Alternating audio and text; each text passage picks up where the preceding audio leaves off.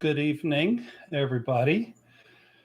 This is Mark Smith with Family Tree Life Coaching. We're on Mark time. I got peanut butter on the side of my mouth. My wife says it's unprofessional. So we're running just a few minutes behind tonight. Welcome. I'm going to give people a chance to join us. Renda sent me a picture of a crab leg dinner, a whole plate full of crab legs. And I sent her a little pouty crying, I want to be there. I want to eat crab legs too. So I'm your guy tonight. I'm your host.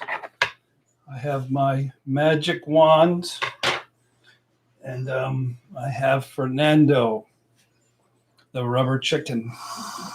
Fernando has a lot of pain.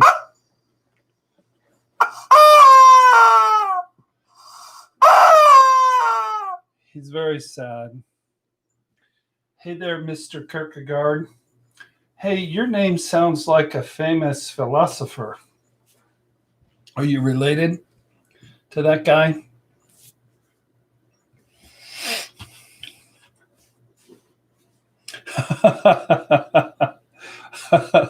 We had 10 people, then I had Fernando sing, and now we're down to 7. So I'm going to give people a few more minutes to get here. So this is my new office here in Indianapolis. Back here is my sound studio, which I just didn't get enough time to be able to use. Soren says he's not related to Kierkegaard, but he is his favorite philosopher. So, well, I hope everybody had a wonderful Father's Day. I had one of the best Father's Days that I've ever had in my life. And nothing really extravagant happened. In the morning, I went to breakfast with my middle daughter, Taylor, who has struggled with bipolar disease. And she was in a really good place. And we had a really good heart-to-heart talk. And it was cool. It was special to connect with your kid like that. And then in the evening, I had a Zoom talk. Hey, Lance Preeb, how you doing, man? It has been a while. Preeby, am I saying it right? So my daughter Jordan, who's a social worker, and my son Jarrett, who lives in San Francisco, we had family therapy, and my son's wife MK, who's a genius, who's just really, she's a comic, she's a rapper, she's a soul cycle leader, she's a massage leader, she's a meditation leader. She's just just a brilliant person. My daughter Jordan got real vulnerable and just started to share from her heart, and tears began to flow, and we started talking about family dynamics. And then my son started to share some issues that he had with me from childhood. We therapists love that kind of thing. I've been waiting for my kids to call me on stuff for decades now. Hey, Jilligan, what up? It was beautiful. And I had written a poem about some things I've been learning that I'm going to be sharing with you tonight. and it fit into the conversation. So I shared my poem about a process of becoming a grown-up. And my son just looked me in the eye and said, "It's good to hear that you're going to grow up, Dad. Better late than never." It's storming where Gilligan is. It's lovely here in Indianapolis. So I just wanted to share that. It's just magical. The more that I'm in my recovery process, the more solid I feel. It certainly isn't a sprint up a mountain by any stretch of the imagination, but to have the gift of being able to get really deep with your kids on Father's Day, that's priceless.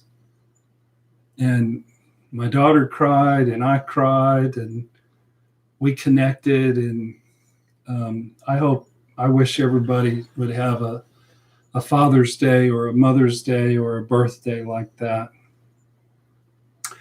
Second thing I would like to mention is that I've been listening to another book on the topic of growing yourself up in so many ways. The book is brilliant. You guys probably are aware of a guy named David Richo, David Richo. I've been listening to his book called How to Be an Adult in Relationships. When I announced to my wife that I was reading a book called How to Be an Adult in Relationships, she was really pleased by that. Hey, Steve, welcome. Because the truth is, my wife has been in a relationship pretty much with a little kid for 5.5 years now. And the cool thing about recovery is, hey, Lance bought himself a Harley for his birthday. Dude, that's awesome. I bought myself these fancy earbud things. It's hardly a Harley, but it's sort of cool. But this book, How to Be an Adult in Relationships, man, it was just so deep. That man says more in 5 minutes than I say in 2 hours. I would highly recommend this book. He's a therapist, but he takes sort of like some Buddhist philosophies, and he mixes it in with all kinds of like killer quotes. The guy is like very well read. He's always quoting William Shakespeare. You'll never hear me quote William Shakespeare. The book is called How to Be an Adult in Relationships by David Richo, Richo. It's like I'm a second grader, and he's like a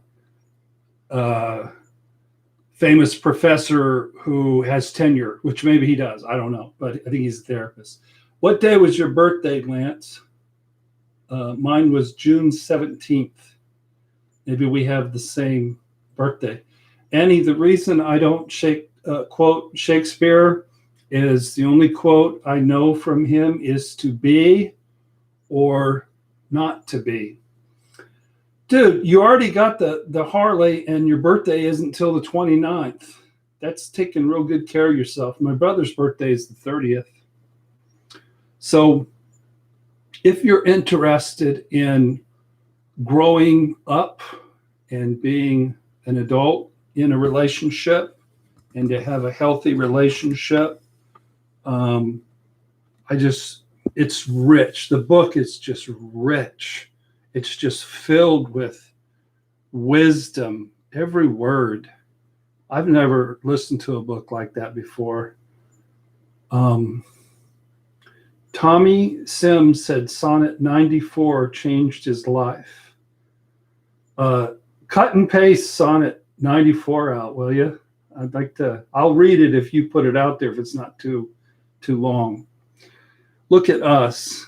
We got Fernando, and we're quoting Shakespeare.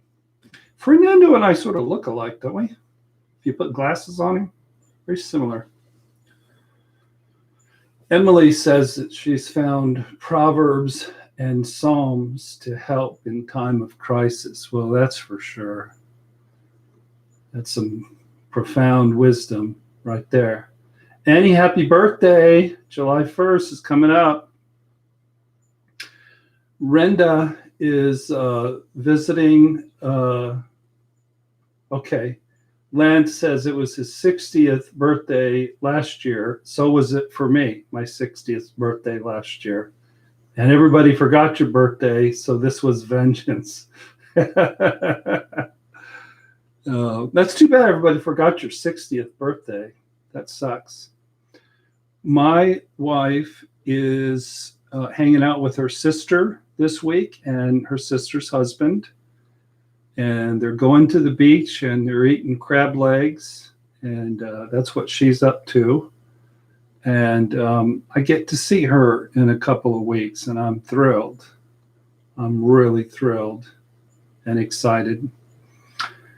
So here's the title, and it might be a little controversial sounding.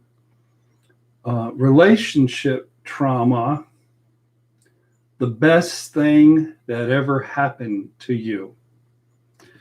How many of you, when you went through relationship trauma and shattering, thought that it was the best thing that ever happened to you? I guess I can't see anybody raising their hands. Is there an emoji that raises their hands? I'm guessing if you were like me, I thought it was the worst thing that's ever happened to me. It was surreal. Lance says, not a fucking chance. I got to show that.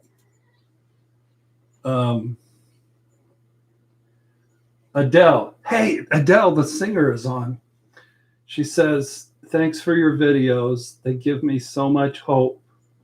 Relationships from 20 years ago still cause me pain, and I'm looking forward to this video. Awesome. Awesome. Awesome. Awesome. Okay. So, it's not what we think of when we think of being shattered and going through narcissistic abuse as being the best thing that's ever happened to me. Annie says it's the worst. But then she did a divorce workshop, and that was a godsend.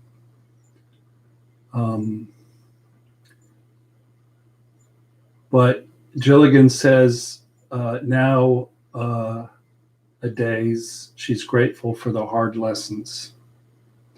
So I'll take another poll where you can raise your hand. Hey, Kimberly.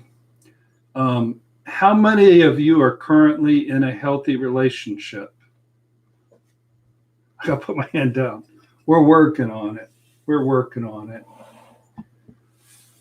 Gilligan says, I ask God that the next lesson may be a little more gentle. I'll try to learn through it without being dragged through hell. Annie is in a healthy relationship. Wow. So just anybody who considers yourself to be in a healthy relationship, raise your hand. I think healthy relationships are rare. You might say, Jilligan, I don't think we can consider your relationship with your cat to be the type of healthy relationship for which I am referring. I'm sure your relationship with your cat is lovely, but no, we're going another direction with this.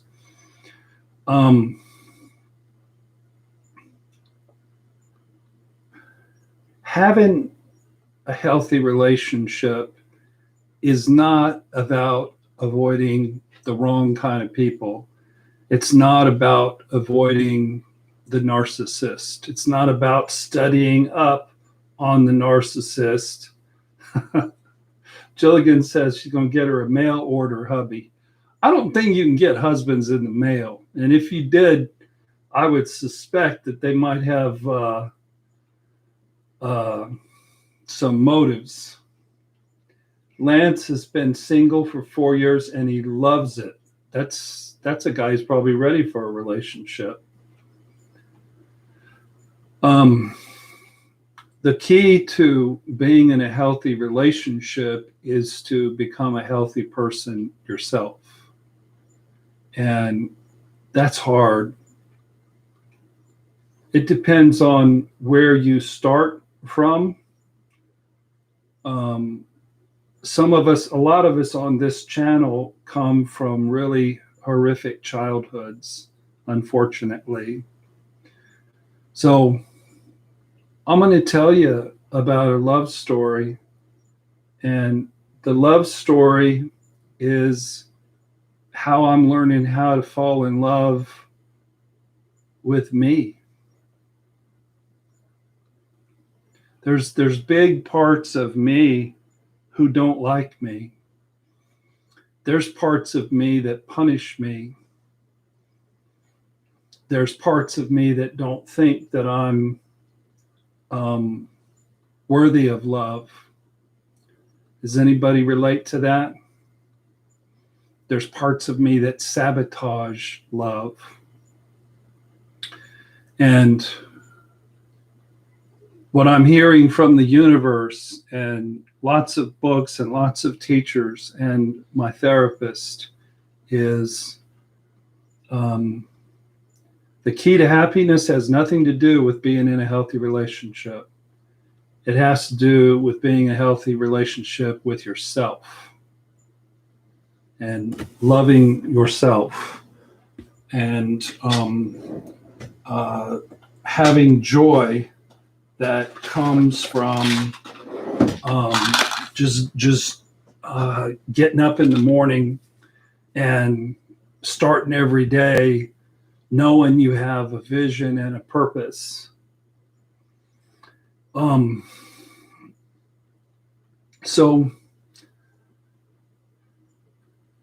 have so much to say here.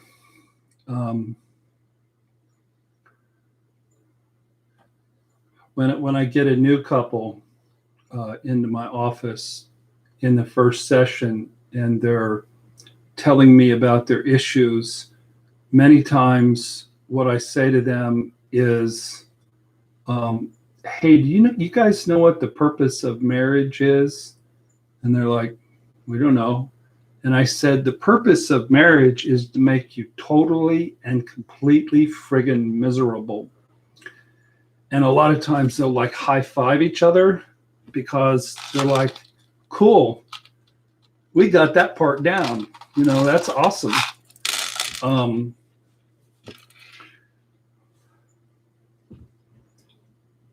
I keep saying this over and over again because it's really important to understand. I'm going to read some of the comments and I'll get back to my little talk. Jilligan, I used to be like that, but as I've gotten older, I've learned better. And Annie says, I have to be quiet.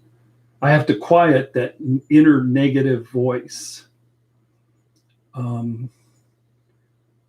Lance has learned to love himself first. Kimberly says, I have multiple parts who constantly try to sabotage good things.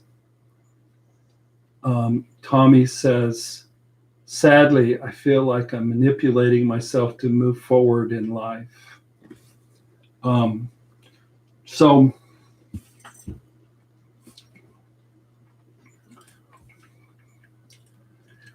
when we're little kids and we're brought into really painful situations, my family had been a nightmare for generations.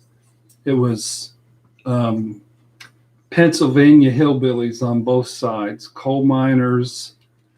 My father, when he was born, his mother was 12 and his father was 38. And my mother spent the first 3 years of her life in an orphanage. The sins of the fathers will be visited upon the children and the children's children to the third and fourth generation. So thankfully, God in his mercy, Mother Nature in her bounty, decided to give us psychological defense mechanisms. I'll draw these for you. I know you guys have heard some of this before, but it can't be said enough. It can't be said enough. Hey, there's my wife. Hi, honey. Only when you learn to love yourself can you learn to love others. The cool thing about Renda is she's been working really hard on herself, and she has gotten to where she really, well, not only loves herself, but she likes herself. And the woman just glows. When she was centering her love around me, she wasn't very happy for very long. Maybe that early couple years of enmeshment. But after that came a lot of difficulties that I'll get into in a little bit here. But welcome, honey. That woman, my wife, can eat crab legs faster than any human being that I know. I like crab legs. It's one of my favorite foods. And I hit the crab leg bar hard in Myrtle Beach when I'm there. And when I go, I'm trying to gobble them up as fast as I can. And she's eating 2 plates of crab legs to my 1. So that's the truth. Hi, Nancy. She said she just found this live chat. So great. Cool. Renda says that she out-ate her sister. Well, I'm not surprised about that. Gilligan said, I'll put a hurting on some crab legs. Nancy says, I'm alone for 7 years, learning to love me and take care of myself externally and internally. I'm ready to meet my partner. In this book, How to Be Adult in Relationships, one of the quotes was, the best way to meet people is to not go looking for anybody, to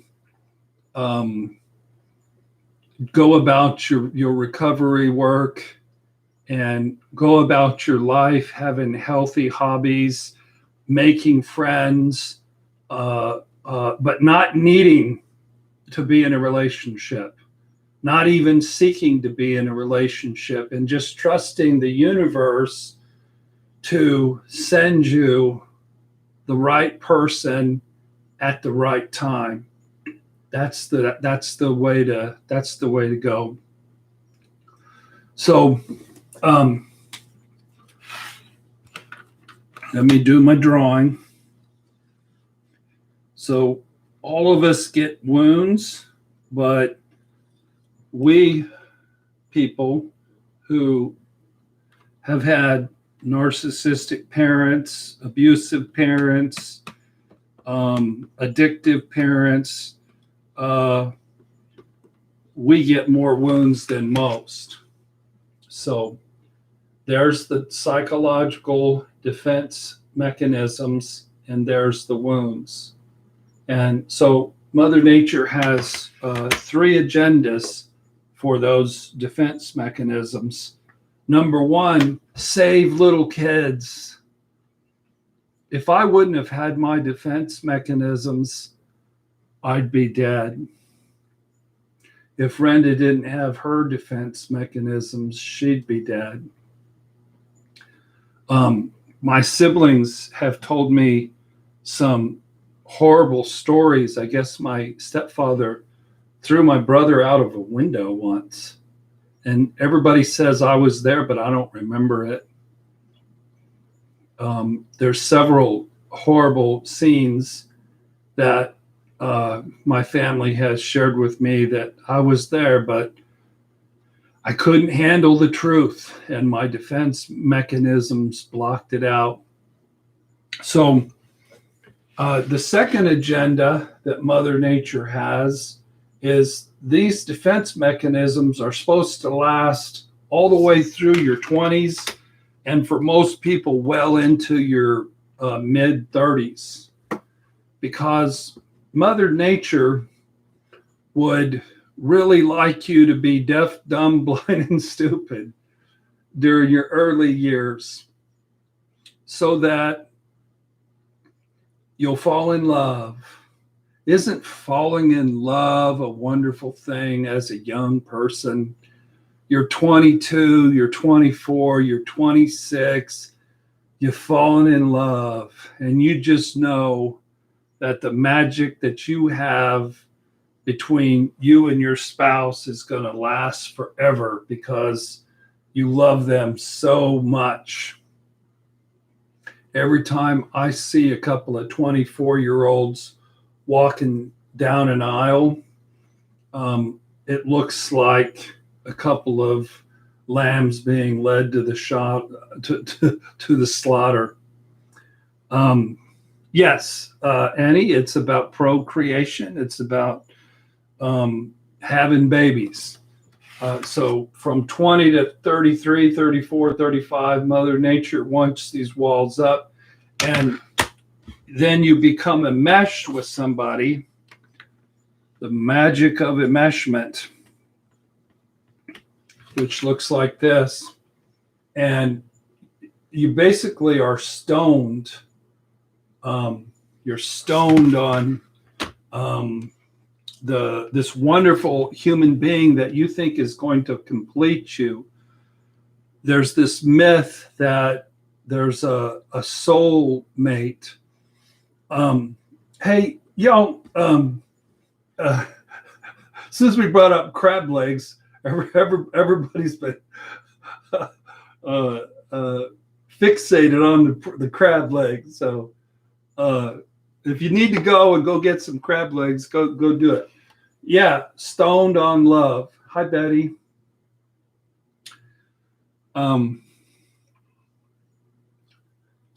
It's how Mother Nature gets people together.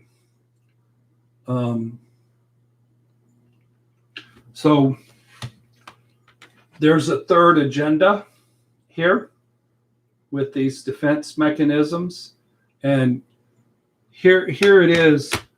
Mother Nature wants to heal you.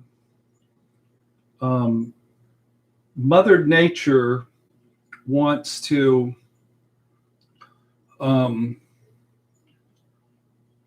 reach you.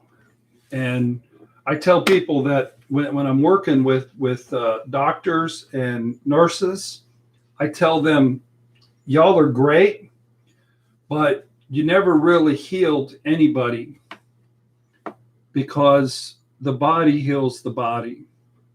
I tell doctors, you take bad stuff out of the body, like cancer, and you put good stuff into the body, like antibiotics or a pacemaker or a new heart or whatever. And then we lay there in bed and Mother Nature does the work. And it's the same thing here, except this person who's between 20 and 35 is well defended with these psychological defense mechanisms. So Mother Nature needed to use a tool. If you think your husband is a tool, then that's what I'm saying. Not in the pejorative sense. So falling in love is an easy thing to do, the song says. But the purpose of it is to make you ready to deal with yourself. This person, they come in, they're not treatable. I can't help them. What changes after 35? A lot of times people will get married. Used to be, closer to 24. I think people are getting married later now. And then, so let's say they dated 3 years and then they've been married 4 years. And that's when this enmeshment stuff runs out. This doesn't last forever. If this lasted forever, you'd stay with the person that you fell in love with as a young person and be deliriously happy and stay deliriously. Wouldn't that be awesome? As you know, that is not the case. So that the timetable works like this. So you're married 4 years, you got married at 24, then you're 28, you have 2 kids, or you have 3 kids. Where we see people in therapy is in their early to mid 40s in couples therapy, which is the vast majority of people who go to therapy go because of pain in a relationship. The vast majority. So 3 years to date, 4 years of early marriage, add 3 kids, add about 15 years. That puts a 24-year-old to 28, add 15 years, puts them at 43. So what knocks these walls down is relationships. And you always will pick somebody equally as healthy as you. If you picked, we started probably, Betty, about, was it 850th or so? Dang, I was later than I thought. I was going to tell Fib. It may come as a shock to you because, you know about how broken and diabolical sometimes and evil narcissistic people are and how dysfunctional they are. And what I'm saying is, if you picked a narcissist, it's because you're equally as healthy as the narcissist. Okay? We only pick people as equally as healthy as us. That's an immutable law of nature. So the question to ask yourself isn't what are the characteristics of a narcissist? The helpful question is, why did I pick one? Of all the people on the planet, for me to have chosen to marry and to have children with, why did I choose a narcissist? And you just have to look into your childhood to find the answer. because usually your parents or the people who hurt you the most, that's the type of people that you're going to be attracted to. And he says, you can never have a healthy relationship with a narcissist ever.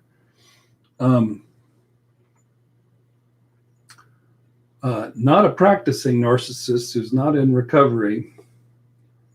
Gilligan says that she had low self-esteem and was also used to abuse and neglect because she grew up like that. So the meaning and purpose of romantic love is to prepare you to do work on yourself, is to puncture holes in your defense mechanisms. Here is somebody who's ready to do therapy. Somebody comes in and they're 43 and they're sitting there with their spouse and they're both weeping and they're bleeding on my carpet. We can do miracles with people like that over time because they're really ready to do the work. I'm sorry I'm not attending to all the comments, but I just want to do a little presentation here for a little bit. So Mother Nature was looking for a tool, and it had this tool to cause this brokenness in people, this shattering of walls, not too much shattering, but enough shattering. The three qualities that it needed to have is everybody on the planet gets to play, and everybody falls in love at least once in a lifetime. Almost everybody, the vast majority of people. It couldn't have the method that God used. It couldn't have been counseling.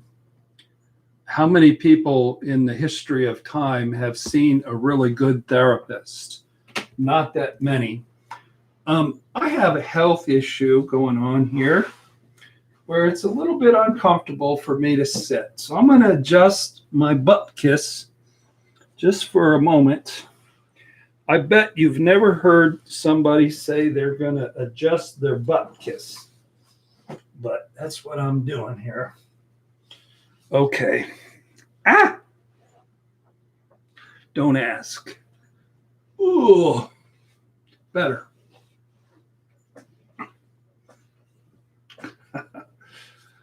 Okay. So the second characteristic that Mother Nature's tool needed to have is it has to be time delayed. You have to have the 7 years to get it meshed so Mother Nature can get the marriages and the babies. If you knew, if all of us knew exactly who we were marrying and how much pain it would cost and how awful it would eventually be, how many people would get married? Not too many. Not too many people would get married if you really knew what was coming. But when you're 24, when you're 26, you don't know that the world can be a really dark place. You don't know how much danger that you're in. The last agenda, or the last characteristic of the tools that Mother Nature needed it has to penetrate your psychological defense mechanisms, and your psychological defense mechanisms for many of us are made out of titanium. So love hurts bad. Love was designed to hurt bad. It was designed to cut through titanium. you had to have titanium defense mechanisms in order to survive your childhood. So I'm going to go back in time about 11 and a half years ago, when I met someone, and it was the right person for me to be involved with. And I recruited this person. And after 6.5 years, I found out a whole bunch of really wicked stuff. And it shattered me. It shattered my personality. I was a fractured little child. I'm not in saying that relationship trauma is the best thing that's ever happened to you. I'm going to get to that. It doesn't feel that way in the beginning, obviously. The pain was unspeakable. It was ungodly. I was in shock at how evil the world could be. I was in shock about how surprising that people could hide things so much. What I had hidden down here, I don't know what you guys have in your wounded places, but what I had was infantile rage. So the walls for me lasted until I was 45 years old. And then they started to be nibbled at just a little bit. But the actual shattering, I made it all the way to age 55. And many times there's a whole nother person underneath your walls. I thought I was a badass therapist who had a lot of swagger, who was destined for great things, but who I really was an infant, a really angry, raging infant. When we feel abandonment, it harkens back to that wounded little kid. And a lot of therapists and psychologists talk about really it's fear of annihilation, it's fear of death. That wounded little kid is so terrified, and what we're terrified of is actually dying. That we, without this special person in our life, we will not be able to make it. I am grateful for how God works, because during this shattered period of time, God brought me an angel. A codependent angel who didn't know who she was, who didn't know what she was getting into, and her name was Renda. And she came to me and was just so filled with love and tenderness and codependency and rescuing, that it created a real bond between Renda and I. But it wasn't mature love. It wasn't healthy love. It was one-sided. One person is a baby boy. I was the baby boy. And one person was the rescuer. So there was an analogy that David Rico used in his book, How to Be an Adult in Relationships. And he says, if you're allergic to strawberries and you go out and get a bunch of really plump, really big strawberries, and then you eat them,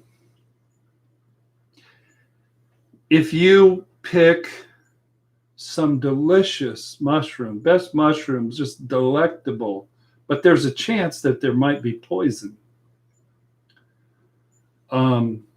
If you want to read a really great book, but the book is in a language that you don't understand, he likens these choices to us picking a narcissist.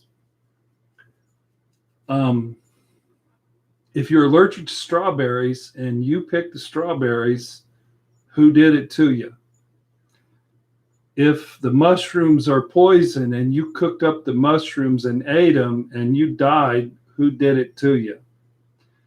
If you were very confused by the great book that you could not understand a single word of, whose responsibility for that? And the thing that I teach everybody who comes to me is relationships are school. Love is a dojo. The best teacher that you'll ever meet is the person who causes you the most pain. So what Shattering did for me was a train wreck. It was excruciating. By the way, who asked that? Someone asked if Brenda and I were friends. We were good friends for a while, but even the friendship, I think, was based on some rescuing of the baby boy.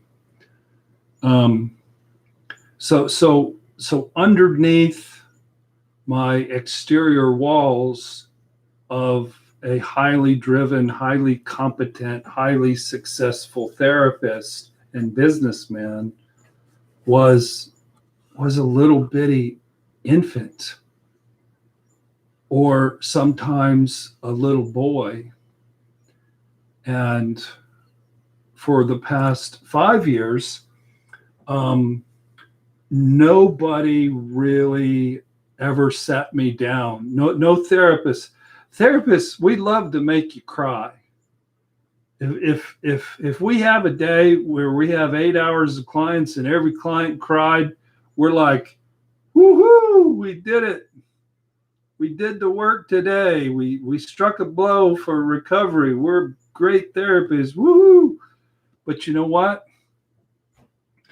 It isn't just having your wounded child come out. That's a wonderful thing. It's a horrible thing. And weeping and weeping and weeping and weeping and weeping. But at some point, then this gift of my wife, Renda, she wanted me to grow up and be an adult. And she kept, it's hard. Dr. Ramani, I haven't. Does that sound familiar to some of the stuff that I'm talking about? We'll get to your questions later here. But Renda wanted me to grow up and be an adult, and I wasn't familiar with the adult side of my personality. There was the outer shell of arrogance and counterdependency and pride and ego. And then there was an infant on the inside. And so much of the beauty of Shattering is it'll unearth you at whatever age that you were sort of frozen in time, and then you'll have an opportunity to grow up. You'll have an opportunity to heal. I know it's popular to villainize narcissists. I'm not trying to take away from the reality of how they operate and how much they hurt people. But the real issue is, why do we pick them? And how can we use that experience as a springboard to heal? Gilligan is confused about counterdependency. I call counterdependency narcissism's little brother. It's somebody who is know-it-all, overly confident, overly independent, somebody who's oblivious, somebody who's self-absorbed, somebody who's addictive, usually involved in workaholism, and somebody who grew up in so much chaos that they need to overly control their universe. So they become a overly controlling individual. So so the universe smashed me into a billion pieces with this previous relationship, and then sent an angel from heaven to glue me back together again. And then my angel from heaven became somebody who I didn't recognize, because Renda needed to become a full self. She needed to learn herself. She needed to individuate herself. Be careful in falling in love, because falling in love, there's always some illusion, and it's a scary thing. And take your time. Unfortunately, Renda was following me, and I was still a little kid on the inside, and we rushed things. I want to read a poem that I wrote on Father's Day, after hanging out with my daughter in the morning. And it's about personal growth.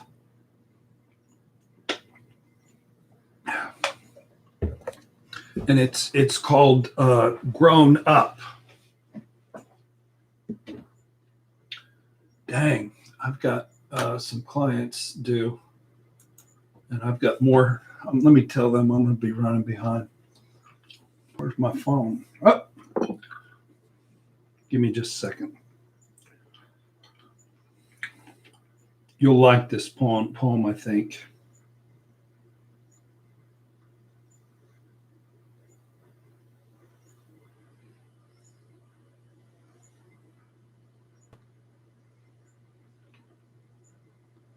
Okay, so the poem is called Grown Up. I wonder what it would be like to be a grown up, to be able to provide for myself genuine maturity, resilience, mindfulness, stability, calm, and safety, while being perfectly comfortable in my own skin with the horrifying specter of my aloneness. I wonder what it would be like to be a grown-up, to be strong enough to effortlessly and consistently be present and available to connect with and contribute to the growth of others, to not feel tortured by bursts of sheer terror that electrify me and my system and reduce me to that snotty nosed, frightened, trembling, needy little boy. I wonder what it would be like to be a grown-up, to care for, nurture, protect, see, hear, provide for, and collaborate with an equal life partner, to be a strong shoulder to cry on and a soft place to land. I wonder what it would be like to be a grown-up, to handle resources with wisdom and forethought, to have margin, to have a measured pace, time to just be with people, and have joy enough to dance and play with abandon, to wake up and smell both the roses and the coffee. All my days, I have been feverishly running for my life from make-believe vicious junkyard dogs seemingly nipping at my heels with the sharp teeth of terror, of lack, of chaos, of ravenous neediness, of confusion, of sleepless nights, of horrors of abandonment, of rage, of not being good enough, as well as mountains of high, dumb ass drama. I do wonder what it would be like to be a grown up. And I'm going to find out. So that's what I've been working on, and Brenda and I have been working on, is growing up our little kids.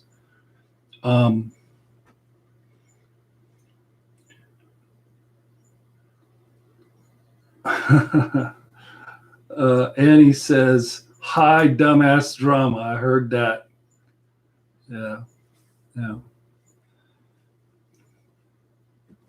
I'm going to go back and touch on some of the points in the poem.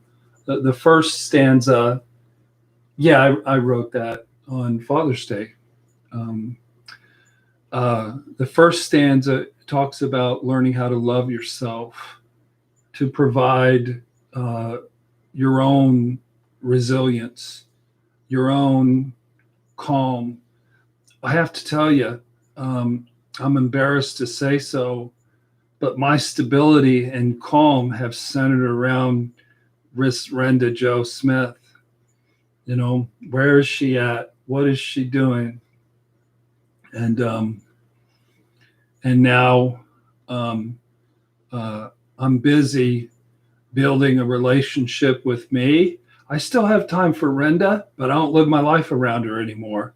My feelings don't go up and down the way they used to. When you're a grown-up, you don't have to try to help people. Your recovery will spill over and help people, and you'll be a blessing to your kids. Even if your spouse is not in recovery, you being so healthy and strong will spill over and impact them and help to grow them up. And you won't have to deal with the terror.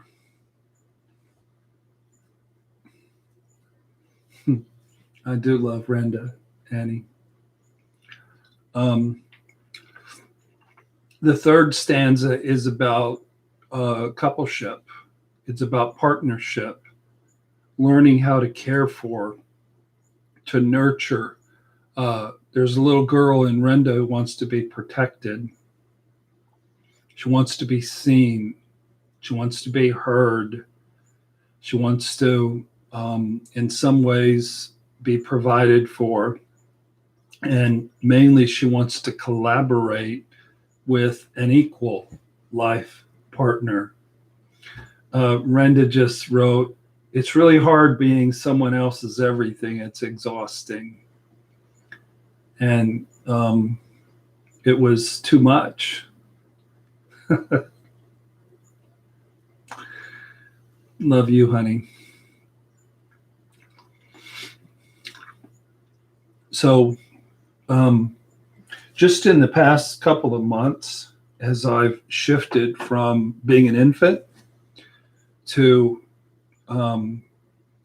shifting into my adult self, to building a relationship with myself and sourcing myself, I think my relationship with Renda has improved by 50, 60% in just a couple of months. The next stanza is about handling resources like an adult. A lot of us wounded little kids aren't very good with money. And I've been working on that. And the thing about Renda is she's ahead of me in what being equal is sexy. She has joy where she'll be home with her dog and cat and just go to dance and turn on music and just start getting down and dancing. And that's what it's about, having joy just within yourself. And then the last stanza is about we get chased by our fears. And when you're grown up, you know that you're bigger than your fears. You know that you can handle it. You can calm yourself. So often for a couple years, every time I had a crisis, I turned to Renda. And now when I have a crisis, I try to take care of it myself. I may inform her about it, but and she's like, well, what are you going to do about that? So I'm just very grateful that the universe has taught me some things about how to be a grown-up, because what's sexy is me being a grown-up, because what happened was Renda and I's little kids were warring with each other, and she sent me to my room all the way over here in Indiana. She sent me here. She stayed there. And it's given her a chance to find herself, root herself, make herself an environment that fits her. She's joined a motorcycle riding club, and she's out riding motorcycles with good friends, and she's filled with joy. And now I'm planted here, and my work is, like I said, to learn how to take good care of me and to love me, and to man up and be strong. So, but let me share some things in terms of what it's done for my relationship. Little kids in a relationship need to be heard. One of the things that I hear the most in the therapist's office is, I need to be heard, I need to be heard, I need to be heard. And you're not going to always get heard. You're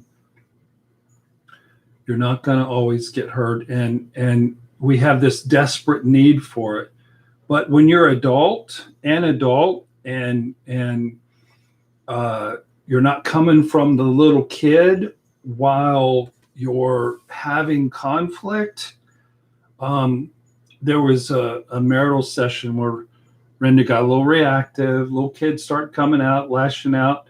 And I saw that, and it actually made my heart melt for her. And what I used to do was to get reactive and say, no, and then it was two little kids fighting back and forth. With this time, I just listened.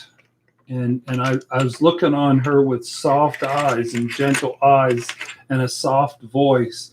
And the next thing you know, she was soft. And the next thing you know, she felt loved and she felt seen and she felt heard. I had a guy ask me, do you need to be right? Would you rather be right or would you rather be loved? And so what I've learned is even when I know something's right, it don't pay to have to be right. It really doesn't. When you're married, you can't come from, hey, I'm an expert and you're not. Let me tell you something. It don't fly. It don't fly at our house. So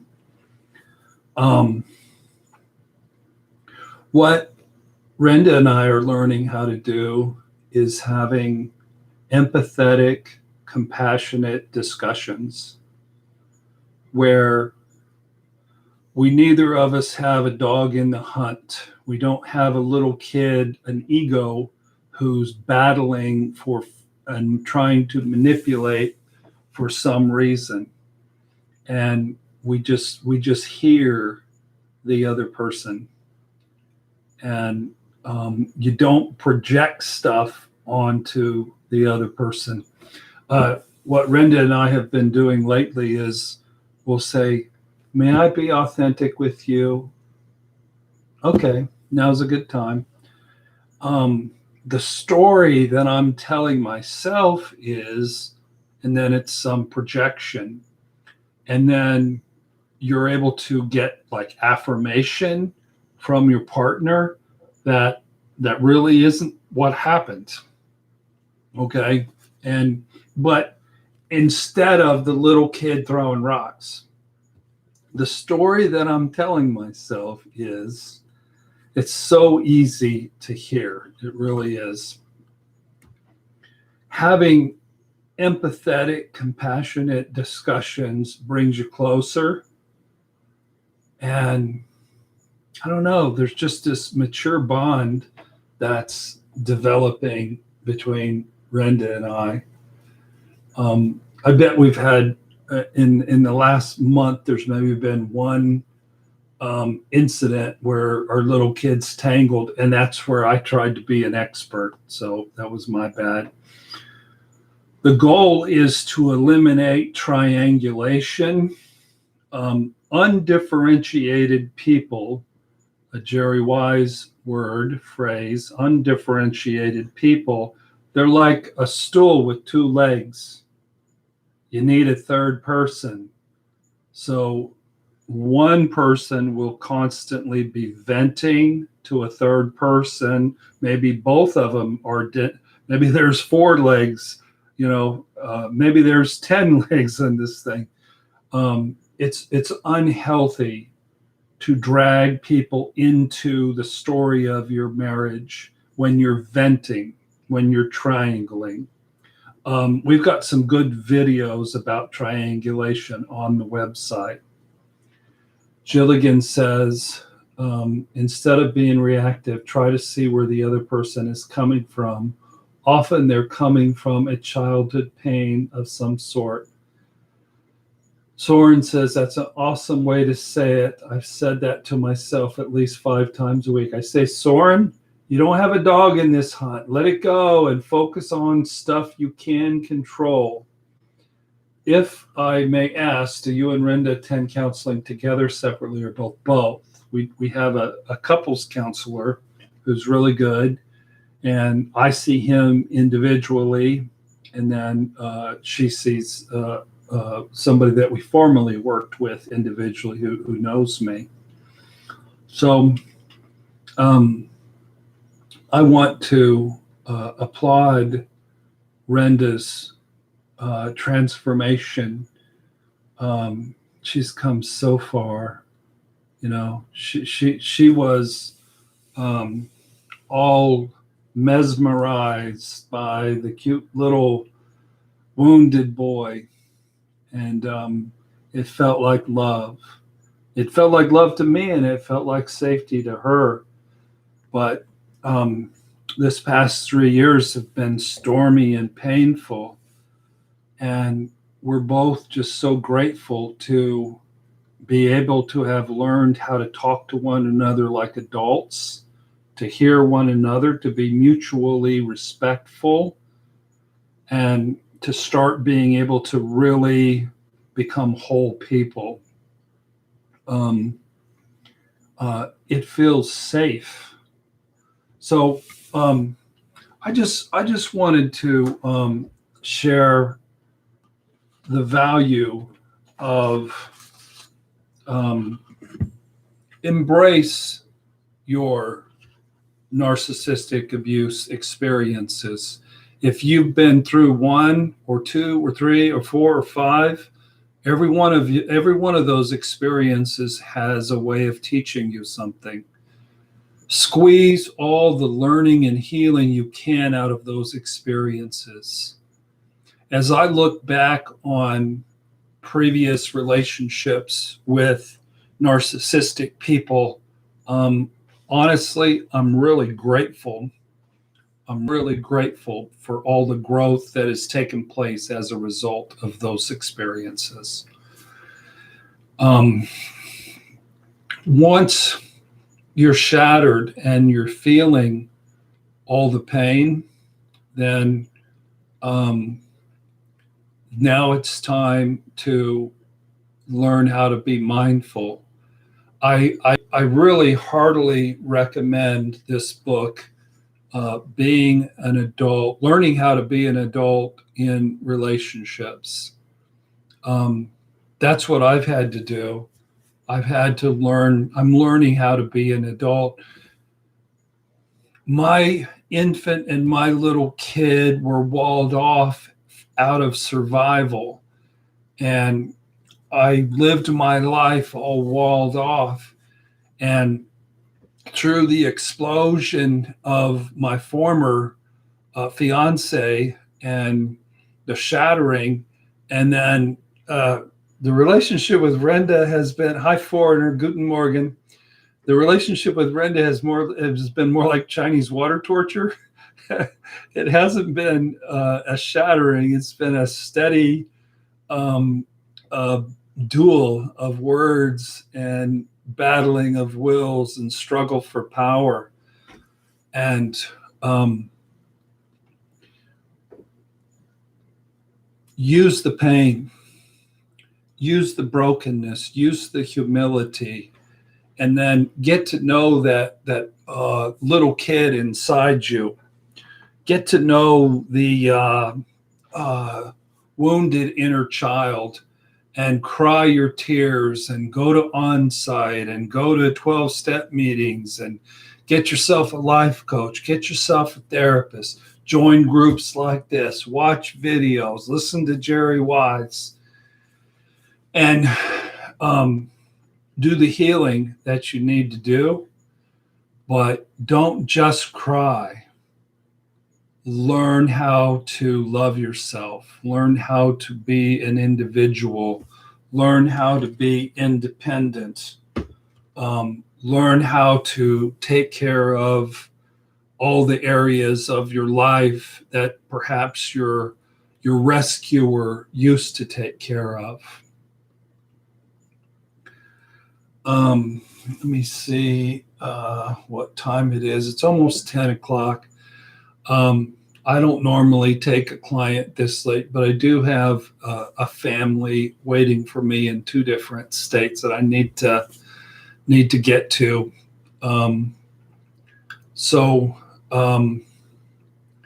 Foreigner says, I've been told all my life that loving yourself is wrong and it's selfish.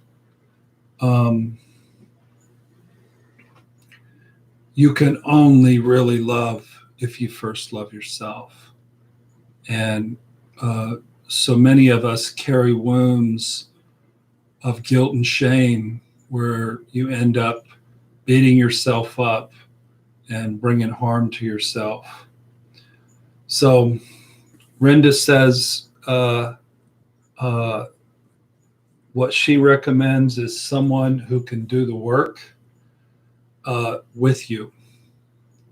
And I'm so grateful to Renda for battling me, for being strong, for being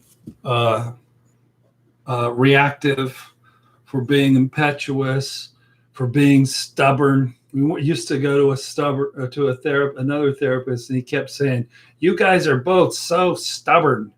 You're both so stubborn," and we are. But get a hold of this book, How to Become an Adult in Relationships by David Rico. It'll speak to you. And I wish you the best. I've enjoyed being with you tonight. Quinifan says he loves my work. Well, God bless you. It's always nice to hear. So Renda's admitting to being stubborn. So go off and get you some crab legs. Fernando didn't really get to make much of an appearance tonight because I usually pull him out when I'm asked for questions that I don't get questions. The book, again, is, let me make sure I'm giving the title right, How to Be an Adult in Relationships. David Richo. Guy's brilliant. Love you guys. Thank you for watching. Go get you some crab legs. My wife says her belly's full. My belly's full. All right. We'll see you in a couple weeks. It might be my wife, Brenda, or it might be Jerry. We'll find out. God bless y'all.